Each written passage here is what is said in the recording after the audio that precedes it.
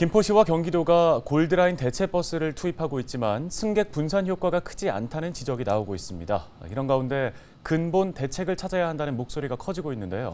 네, 김포에서는 대책 논의를 위한 토론회도 열렸는데요. 어떤 이야기들이 오갔을까요? 이세진 기자가 정리했습니다. 전문가들은 선출직 공직자들의 잘못된 의사결정이 지금의 골드라인을 만들었다고 꼬집었습니다.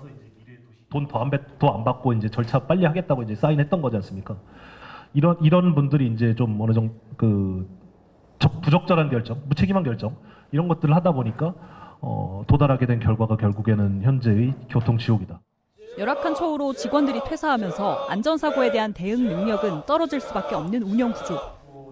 김포시는 교통공사에 계약을 줬으니까 우리는 책임이 없다는 입장이고, 또 교통공사는 이 사업을 골드라인이라는 자회사를 만들어서 위탁했으니까 우리는 책임 없다는 입장입니다. 정말 큰 사고로 시민이 피해를 입지 않으면 누구 하나 거들떠 보지 않습니다.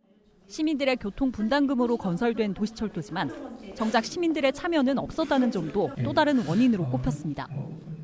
일부 관료나 전문가들 중심으로 했기 때문에 이 문제가 발생했습니다. 투명하게 모든 자료 공개하고 모든 이 회의 공간에 있어서의 실시간 중계도 하고 시민들의 참여를 보장했어야 되는데 결과는 혼잡도 280%에 달하는 일양 꼬마 열차. 출근 시간 대체버스까지 투입되고 있지만 수요 분산이 쉽지 않은 이유도 설명했습니다.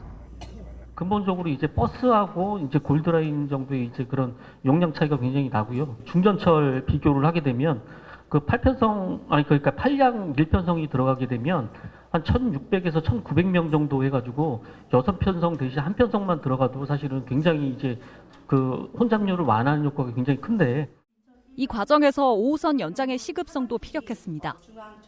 사람이 인위적으로 만들어낸 그런 재난으로밖에 볼 수 없거든요. 그래서 이런 부분에 대해서 좀 여러 가지 논란을 좀 이제 차지시키고 좀 이제 노선에 대해서 우선 조기 협상을 해서 노선 결정을 하고 여러 가지 논란을 뒤로 밀어두는 게 직권 중재도 하나의 대안으로 언급됐습니다. 중재안을 가지고 계속 절충안을 이제 노력하고 있다는 말씀을 드리고, 그다음에 이제 그게 안 되면 어떻게 할 것이냐, 강제 이제 조정에 대해서 말씀하셨는데 그것도 당연히 저희들이 고민을 하고 있습니다. 그래서 합의가 안 됐으면 안 될 경우에는 대공에서 직접적으로 강제 조정해가지고.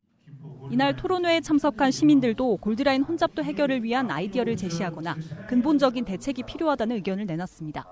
한편 지역구 국회의원 주최로 열린 이날 토론회에는 김포시와 골드라인 주식회사, 서울시 관계자는 참석하지 않았습니다.